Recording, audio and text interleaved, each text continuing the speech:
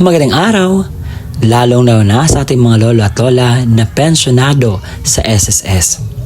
Sa araw po na ito ay may mahalaga po kayong malaman na mangyayari po ito sa January 2026 para sa ating mga minamahal na SSS pensioners na mga lolo at lola. At sa araw po na ito, hayaan niyo po akong isabi lahat ng mga kinakailangan ng mga detalye nang sa gayon po ay maging aware kayo. Siguro some of you alam na ang balitang ito, pero bakit marami pa rin ang hindi pa nakaalam? Marami pa rin nagtatanong sa akin. And I want to address it as simple explanation po sa aking vlog ngayon para po hindi malito ang ating mga minamahal na senior citizens. Kaya naman, inaanyayahan kita na tapusin ang video na ito hanggang sa dulo nang sa gayon makuha mo ang punto ng video kong ito. Kung ikaw handa na, atin na itong pag-uusapan ng maigi. Bagong taon at bagong kaalaman. Ang ibabalita ko po sa inyo ay patungkol po ito sa Circular Number 2020-024. Ito po ay para sa ating mga retirement, partial disability, total disability, and death or survivor pensioners. Ito po ay revised schedule sa inyo pong monthly pension kung kailan po mag-credit sa inyo pong mga ATM. So, may tinatawag po tayong date of contingency kung saan dito po malaman natin kung anong batch po tayo, first batch ba or second batch. Kung ang date of contingency mo ay belong sa first to 15th day of the month, so makukuha nyo po ang inyo pong pension sa unang araw ng buwan. Take note of that. Kapag ang date of contingency mo naman ay nasa 16 to last day of the month, so ang inyo pong pension ay makuha sa ikalabing-anim ng buwan or 16th day of the month. Pero meron nakalagay na take note sa ibaba. If the credit date falls on a Saturday, Sunday, or holiday, the pension shall be credited on the last working day before the Saturday, Sunday, or holiday. So, ito po pinapahiwatig na kapag ang pension date or example, ang pension date natin is 1 at saka 16, kung yan po ay napunta sa holiday, Sunday, or Saturday, hindi po yan siya makikredit. Kung hindi, ma-advance po yan na maihulog sa inyo pong mga ATM cards. So ngayon, pag-uusapan natin ang pension crediting schedule sa January 2026. Nakita po natin ang unang araw, yun po ang payout schedule or crediting schedule kung saan doon napupunta ang inyong pong pension. At sa 16 po, doon po ang pangalawa po ninyo pong pension crediting sa mga second batch. At kanina nabasa po natin na kapag napunta po siya sa holiday, Saturday or Sunday, ma-advance po siya. So ang January 1 is a holiday dahil that is a New Year's Day. Kaya naman, nagtataka kayo, kailan po ba naibigay ang pensyon ng ating mga minamahal na SSS sa first batch? Siyempre, tayo po ay mag-backward. Okay, pupunta tayo sa December 2025. Sa December 31, wala po yung pension crediting dahil yan po ay last day ng taon at holiday. Sa 30, regular holiday dahil Rizal Day. Sa 29 naman is suspension of work. Pinuklama po ng ating presidente sa Proclamation number 1111. Sa 28, hindi siya pwede dahil that is Sunday. At 27, hindi siya pwede dahil Saturday. So, na-credit po ang inyo pong pensyon sa first batch. Sobrang aga po sa December 26, 2025. At alam kong pagkatapos ng Pasko ay agad pumaldo ang ating mga minamahal ng mga SSS pensioners na, take note of this, kabilang sa first batch. Alam kong magtatanong kayo patungkol po sa second batch. Sir, paano naman po yung second batch? Ma-advance po ba ang kanilang bigayan? Makasama po ba ang tawag dito sa first batch na advance? Ang sagot po ay hindi. Dahil ang January 16 is a regular day. Wala po siyang holiday, hindi po siya sa Saturday at Sunday. So expect po ninyo na ang araw po na kung saan makikredit nyo yung pension, sa araw po yan mismo. So yan po ang detalye na malalaman nyo po sa pension crediting. May isa pang bagay na dapat po kayong malaman at kinakailangan nyo po itong gawin.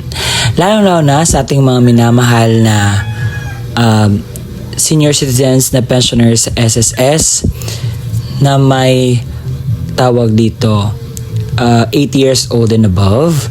So meron po tayong dapat gawin sa end of the month sa January 2026. Ano po ba ito? So let me explain something. Ang ibig ko pong sabihin ay ang ACOP or the Annual Confirmation of Pensioners Program. So ano ba itong ACOP? Ang ACOP po ay reports ng ating mga pensioners sa SSS sa yearly basis para po mapanatili natin ang ating tinatanggap na pensyon sa pwede po nating maging eligible po tayo. So ito po ay according sa Republic Act number 11199 or the Social Security Act of 2018. So ang mga taong ito ang dapat pong magpahakop. A. Mga retirement pensioners residing in the Philippines na may edad 8 years old and above. So nagsisimula po ito noong March 2024. Pangalawa, yung mga retirement pensioners na nag-reside na sa abroad. Pangatlo, total disability pensioners. Pang-apat, death or survivor pensioners. And panghuli, dependent children under guardianship. Take note, ang retirement pensioners na residing in the Philippines na 8 years old and above may required the ACO program under the certain circumstances na determined upon the notification of SSS. Kahit hindi ka 8 years old and above, as long as may notification si SSS sa'yo na kinakailangan mong magpa-ACOP, is kinakailangan po natin niyang gagawin. Paano po ba ang pensionado sa SSS mag-comply sa ACOP? Marami pong paraan kung paano po mag-comply sa ACOP. But, una sa lahat, kinakailangan po mag-download ng ACOP form sa appropriate sa inyo pong case. So, ang ACOP form po ay mada-download lamang po yan sa online. At may QR po sa SSS page dahil nag-upload sila every month na may announcement sila na kinakailangan po magpa-ACOP. So, una, ang Annual Confirmation of Pensioners for Retirement or Permanent Disability Pensioners. Annual Confirmation of Pensioners for Surviving Legal Spouse Pensioner. Annual Confirmation of Pensioners for Representative Payee of Dependent Minor Incapacitated Child. Please take note na mag-refer po tayo sa Circular 2023-013 dated 21 December 2023 for the revised guidelines on the ACOP program. So ang tanong, ano po ba ang mangyayari kung hindi nyo ito nagawa? So meron po talagang consequences na mangyayari. Kapag hindi po ninyo nagawa ang ACOP sa tamang schedule, ay magresulta po ito sa pagkasuspinde ng inyo pong tinatanggap na pensyon galing sa SSS.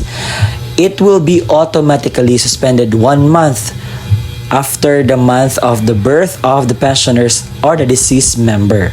Automatic cancellation sa pensioners after 2 years po sa suspende ng kanyang